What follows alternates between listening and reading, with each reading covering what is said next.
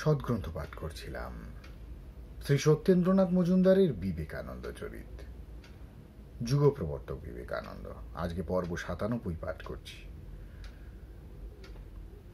এই সাধনালব্ধ স্বদেশ প্রেম যজ্ঞের উদ্বোধন কল্পে মহাভাগ ঋত্বিক উদাত্ত কণ্ঠে বেদ মন্ত্র উচ্চারণ করিয়া তাহার প্রিয় যজমান ভারতীয় যুবকবৃন্দকে আহ্বান করিয়াছেন। সে অবিনশ্বর বাণীর পবিত্র কম্পনে ভারতের আকাশ বাতাস পূর্ণ হইয়া রহিয়াছে। সে কম্পনে স্বদেশ প্রেমিক সাধকের হৃদয় বীণার তন্ত্রিতে নিত্যকাল বাজিতে থাকিবে।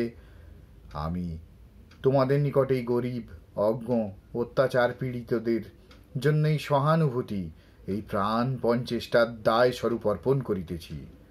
যাও, এই মুহূর্তে সেই পার্থসারথীর মন্দিরে, যিনি গোকুলে দীন দরিদ্র গোপগণের সখা ছিলেন, যিনি তাহার বুদ্ধ অবতারের রাজপুরুষগণের আমন্ত্রণ অগ্রাহ্য করিয়া এক বেশ্যার নিমন্ত্রণ গ্রহণ করিয়া তাহাকে উদ্ধার করিয়াছিলেন।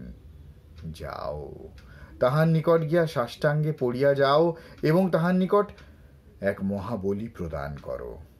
বলি, জীবন বলি, তাহাদের জন্য যাহাদের জন্য তিনি যুগে যুগে অবতীর্ণ হইয়া থাকেন, যাহাদের তিনি সর্বাপেক্ষা ভালোবাসেন, সেই দিন দরিদ্র পতিত উৎপীড়িতদের জন্য। তোমরা সারা জীবনে ৩০ কোটি ভারতবাসীর উদ্ধারের ব্রত গ্রহণ করো, যাহারা দিন দিন ডুবিতেছে।